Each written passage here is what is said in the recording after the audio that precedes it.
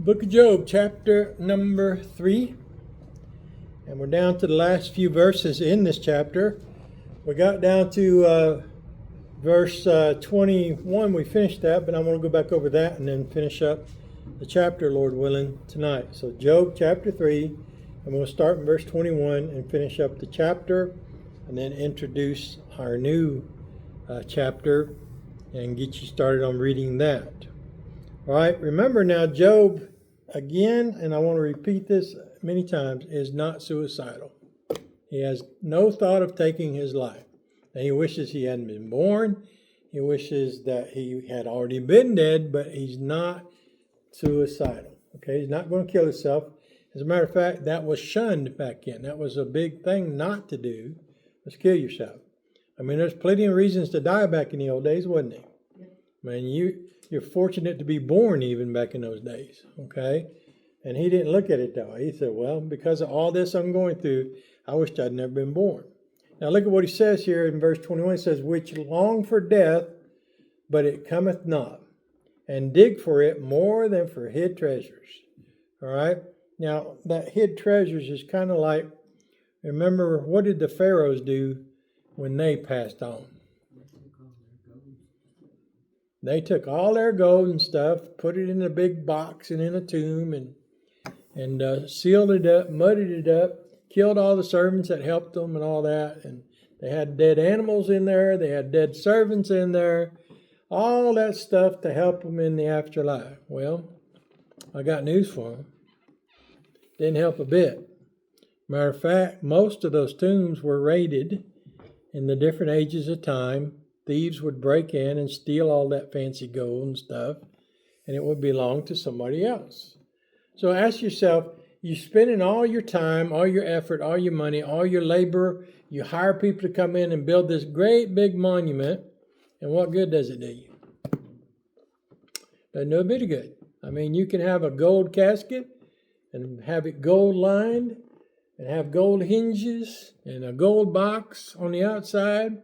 You can have it laced with silver all around and platinum and titanium or whatever you want to put on it, and put it in the ground, and guess what's going to happen to it? It's going to rust, it's going to decay, and it's going to be a part of there. If it stays there that long, most of the time they're going to dig you up and take whatever you got. They'll leave you, of course. They'll throw you back in the hole, but they'll take all the rest of the stuff. Why? That's what men do.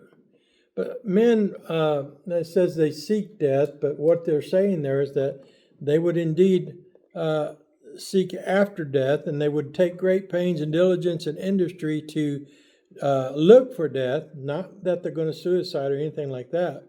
That was shunned, and it was abhorred, as a matter of fact.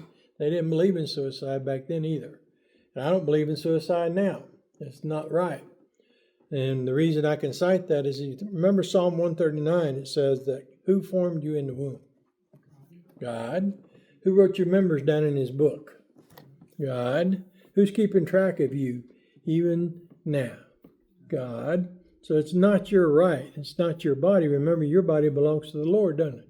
If your body is a temple, what is a temple? It's a residence for God. Okay, that's what a temple is. It's a holy place or a temple that is used for God to sit or to be at. Okay, and remember our portrait over here of the Ark of the Covenant. Whenever the high priest would go in, God would speak to him from between the two cherubim. There, you see the two cherubim? Let me find my little pointer here. These two things right here are cherubim with their wings going across and touching. All right. This right here, this lid, the whole lid on top of the box here, that box is the actual ark. The top, the lid, which has gold all the way around it, covered in gold, is known as the mercy seat. Okay. And from there, God would dictate and give messages to the prophets and to Moses or to the high priest or whoever. God would speak from that, and his presence, his Shekinah glory would be in that.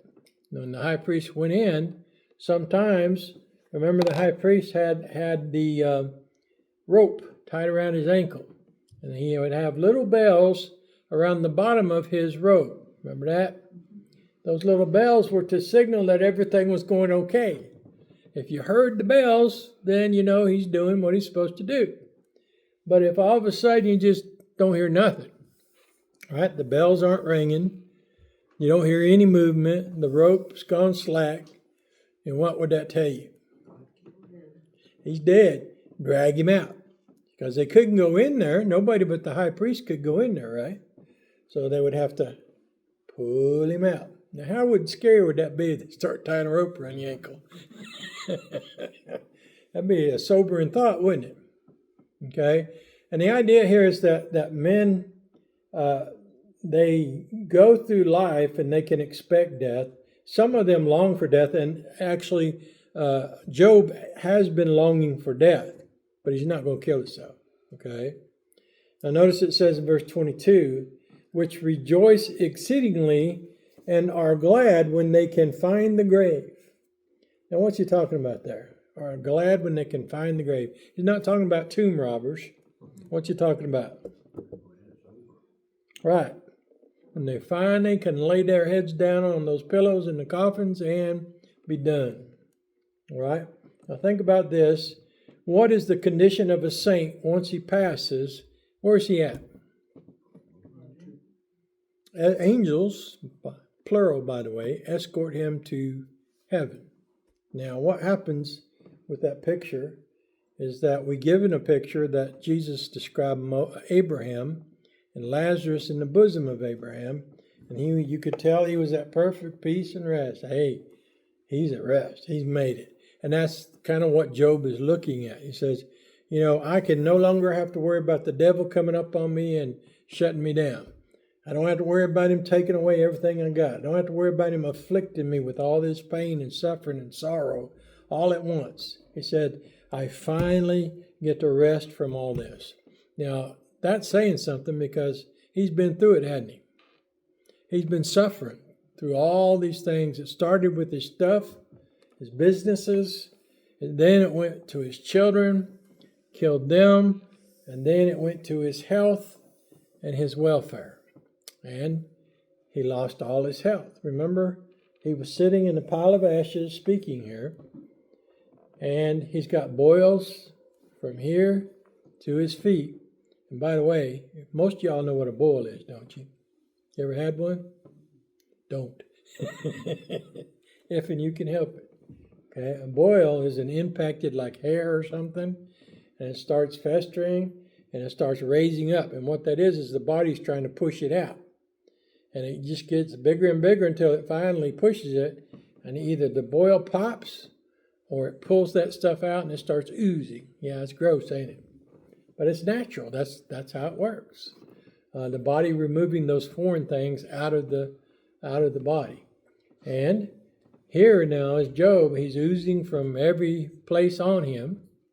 He's got a boil. And remember he's taking a pot shard, a broken piece of pottery, and scraping the stuff out of those wounds. And no doubt he probably put some ash on it to stop it from bleeding or whatever. He put some ash on it. And then you think about that suffering physically and the emotional suffering he's going through of losing his children, losing everything he owned except for his house where he's at. And remember, he had to be discouraged from his wife's reply too. Think about that. What did she tell him? Yeah. What kind of advice is that? Very poor. As a matter of fact, I suspect there's that little parrot sitting on her shoulder saying, hey, tell him to just curse God and die. It'll be all over. You know, that's the easy way out. If God wants to take you out, can he not take you out? Yep. Anytime. When it's your appointed day, you're going to go out.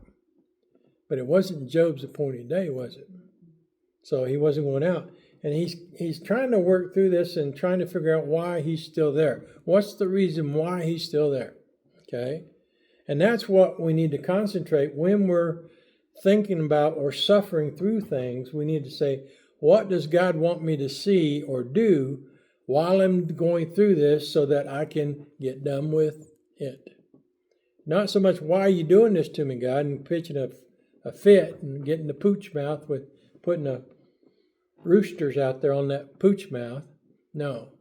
But rather to inquire of God, what does God want you to learn? What is the lessons or the reasons for what's going on to you? And ask God to open your heart up so that you can receive that instruction that you need. God will help you go through the pain and the suffering and the sorrow, but you need to learn to depend upon Him in that and ask Him for insights into what's going on in your life. And God will help you. And at the end of this, what happens? At the end of the book, God comes down and gets them all straightened out, don't He? He lets them know what's going on. He lets them know who's boss. He lets them know who's sovereign. He lets them know who created all things, and therefore they don't need to question those things. But so they rejoice exceedingly and are glad when they find the grave. Now, you think about this, a lot of lost people, though, think about the opposite side of the coin. What do the lost people do a lot? Do they go peaceful? Most of them don't. They go screaming and kicking and fighting. Okay? Now think about this. There was a big thing back in the 80s and 90s, that refrigeration stuff, that cryogenics. Yeah, that's it. Cryogenics. You're paying somebody to keep you in a refrigerator over the years until medicine and all that has evolved to where they can revive you. Now, let me ask you this. Who's going to be there to plug you back in?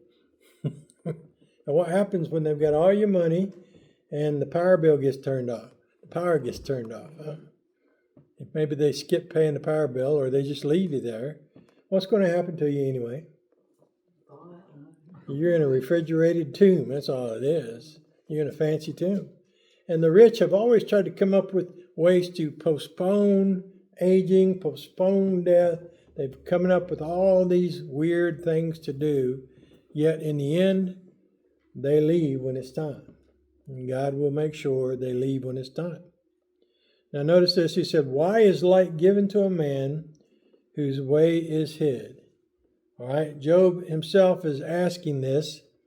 And he thinks that, well, he's had all of these injuries. He's had all of these things that have been going on with him. And why is he being hid from the Lord with all of these afflictive dispensations that he's going through? Why can't he get an answer? All right. He's kind of getting a little impatient. And, he's not getting the pooch mouth yet.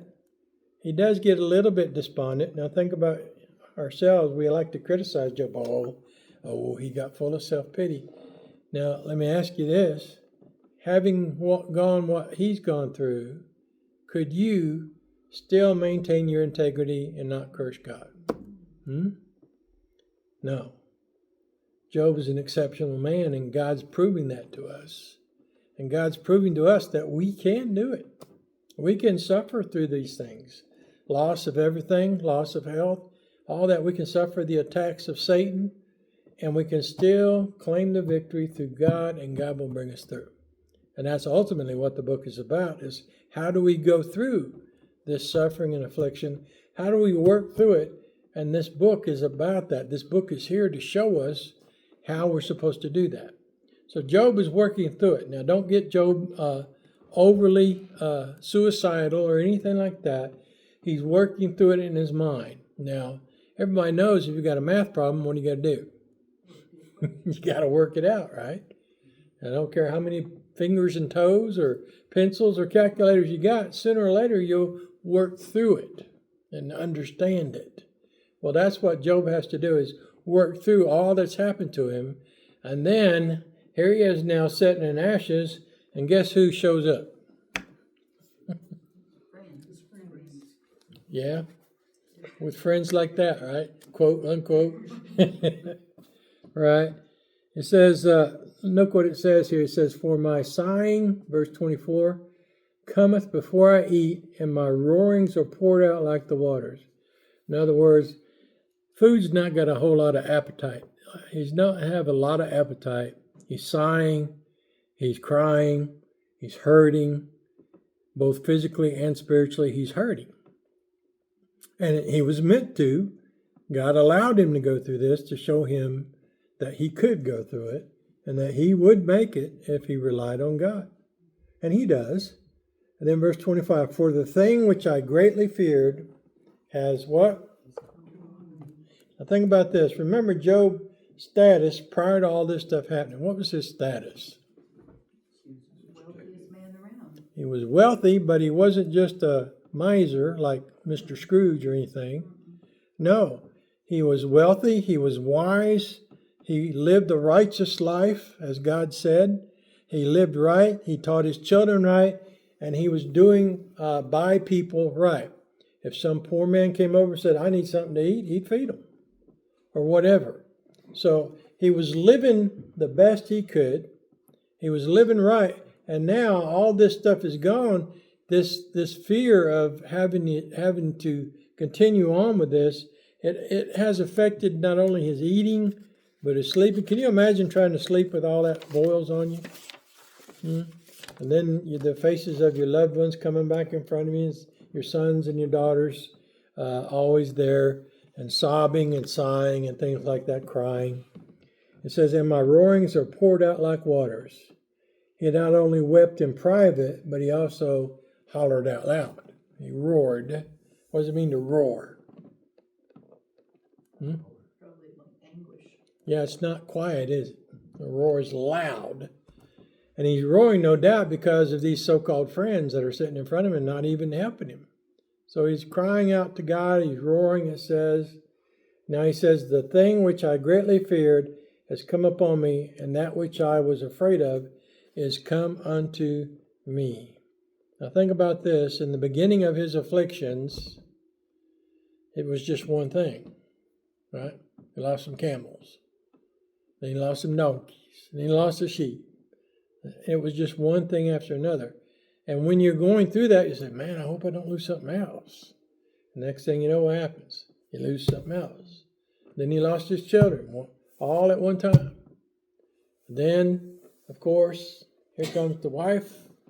The servants, of course, come and tell him he's got a few servants left. He's got a wife left. We know that. No children left. They're all dead. So each one of these things is kind of like a snowball, and he is afraid what's going to happen next. Okay, it's a rational fear. It's not a fear that leaves him shaking and shaking in his boots. But he says, what I was afraid of has come to me. Now think about it in this sense too. Now he's looking out, and he's been looking at these dudes for 7 days. And what have they said to him? Nothing. And what kind of comfort and consolation is that? So you see, that was another fear. He said, people are going to look at me and say, oh, you're a sinner, or you've done wrong, Job, and all that. And guess what's happening? Here comes Eliphaz and the gang, and they're fixing to jump on him. And that's what chapter 4 begins, is the first assault on Job's character by Eliphaz. Okay? So Job's afflictions and his behavior under them are the foundation for this dispute between him and his friends. And it's carried on to the end of the 31st chapter, or 31st verse here in this chapter 4. And think about this, or 21st verse. And then it carries on with the others chiming in. Now, it's interesting that they let Eliphaz go first. Why would he get to go first? Did you stop and think about that? Well, in the old days, who would go first? The elders. So he probably was an elder, right? Older than the other three. So they let him go first to see what he was going to say to Job. So in this introduction, you would hope that there would be some tenderness. You'd hope there would be some compassion. There would be some comforting words and some consolation. You'd hope that would be the first approach. But instead, it's like a dog on a bone. They see Job hurting and they say, you've done something and God's beating on you for a reason. You've done something wrong. You've sinned, Job. And that's the theme for the rest of the chapters, all the way till God appears and shuts them all up. Okay, so Eliphaz is probably the oldest, and that's what chapter 4, verse 1 says. Then Eliphaz the Temanite answered and said. So now that Job has gone through his recitation, boy, here's Eliphaz. He's ready to jump, and he jumps first. Okay, so it's like chomping at the bit to get to add Job. Kind of like the buzzard sitting there on the fence post waiting for you to quit kicking and then go and jump on you. Well, that's exactly what Eliphaz is going to do to him, and begin to assault his character, begin to accuse him of lying and cheating and stealing and all those various things that they accuse him of, and that he's suffering because he's done wrong. And so they begin to besmirch his character, they begin to make wrong assumptions, and they begin to accuse him of sin. Remember, when we see somebody going through a trial and affliction, don't presume that they've done something wrong. And that's the point, another point of reading and studying Job. Don't assume because somebody's going through a valley, they're going through difficulties, they suffered great loss, don't assume they've done something wrong. But you can say, well, God's dealing with that person. And we pray that God would deal merciful with them and that he would show them what it is that they need to learn as quickly as he can. And that's another thing about suffering is you can't say, well, God, I wish this was over. God, I want this to be over. God, I want this to be over. No, God's not going to do that, is he? He's going to let you suffer until it's time for you to learn, and then you're going to learn. Then it'll be over. Once you've learned what you need to learn, then that suffering will be over. Sometimes that suffering won't end until we pass on into another world. Like Job says, the people that are dead, they're happy. The ones that are gone to heaven anyway. But what happens to the ones that are in hell? Are they happy? Nope. They're in torments, according to Luke 16. The rich man's in torments. He's been in torments since Jesus penned down this story and since it happened. It was a real, not just a story, but it was a real account because he named Lazarus as the leper. And in an account in the Bible, if they name persons, it's not a story like a fairy tale or something like that. It's a real actual tale about what happened. All right. So here now is Eliphaz the Temanite, and when Job gets done cursing his day, and he's finished speaking on the subject, then here comes the first buzzard trying to take a nip at him. All right. So we have to look and see all through chapter 4, and we need to go on to chapter 5, and then chapter 6, Job gets his rebuttal in. Okay, so 4 and 5 are all Eliphaz, and then in chapter 6, Job responds to all of Eliphaz's accusations and complaints and murmurings about him and his character. Now think about this. Job is suffering, right? He's hurting. There's no denying that. Job is suffering, is hurting physically and spiritually. It seems like he's in a tunnel and he's on the edge of a cliff or something, and he's about to fall off. And here these guys come and start rubbing all this into him, rubbing all these accusations into him. Instead of trying to help him, they're hurting him. And that's something that what he says about here. He was not in a quiet place. He didn't have rest, and now here comes trouble. See that yet trouble came there at the end of the chapter 3? What does it say? Yet trouble came. Okay? Each time he went through a loss, here comes the next one, and the next one, and the next one. So it's kind of like a revolving door, wasn't it, for Job? And he feared that was going to continue on. He said, I don't have anything else to take except my life. He said, I don't have anything else. I said, I guess he probably donated his wife, huh? No, I'm just kidding. Okay. He told her that she was talking like a foolish woman and rebuked her, and I guess that was it. But she left him alone after that, didn't she? You don't see her mentioned again in the rest of the book. No, and they had more kids, so I assume that she straightened up. Right. She figured out the rebuke that she got from her husband, and she listened, and she realized that maybe she had spoken prematurely. Maybe she had give him bad advice. You think about that when you're doing in the heat of things and you're in the throes of all this affliction and anguish. You got to be careful what you say to others too, because they might not appreciate you coming and say, "Hey, why don't you just cuss God and die?" That's not good advice in any suffering or affliction. So Job says, "That which I am afraid of is coming to me," and he's looking at him right in his eyeballs. Here they've come now. And he fully expects them to jump on him because, in all appearance, it looks like God's whooping him. But it's not God whooping him, is it? It's the devil whooping him. God has allowed the devil to whip him. God is allowing Job to go through this with a purpose. Remember Romans 8:28. Keep that in your mind as you see Job working through this. All things work together for good.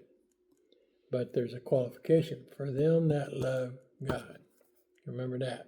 Romans 8:28. So make your note all through this book, Romans 8:28, and that will help you deal with the sufferings and the afflictions, and know that even if God's allowing these things to happen to you, it's for his purpose, for his glory, and for our good. And you say, well, how is it good that Job lost all his business, all his kids, lost his health, he lost his friends, technically? How is that good? God worked him through it, didn't he? And in the end, he was double what he had in the beginning. So it was for his good, physically and spiritually, that he went through this. He came out on the other end of the tunnel. He came off better for it, with experience and wisdom. And remember, when we go through trials and we learn a spiritual principle, then that sticks with us because it's been laid out in our troubles, and we finally get a hold of it and say, oh, and we finally get it, right? Well, that's what God wants you to do. He wants you to figure out why you're going through it, and he will help you go through it, and then he will show you what it is that you're going through it for. And Job is doing it for God because God's allowed this to happen. Job is suffering for God. Why? It's for us. It's for our good, too. Not just Job's, but ours as well. So when you find somebody that's suffering under affliction, don't rebuke them or accuse them. Comfort them, console them, encourage them, lift them up, and give them an opportunity to tell you what's going on, and then allow God to show you what you need to tell them, those kind of things. Comforting words, not you done wrong, Job, you've sinned. No, don't do that. That's God's department. If you've sinned, God's going to show you you've sinned, isn't he? Okay? So if you don't know whether they've sinned or not, just say, I'm praying for you, and mean it, and be praying for them, that the Lord would give them that insight that they need, and then they can go on up out of the valley and back up on the mountaintop.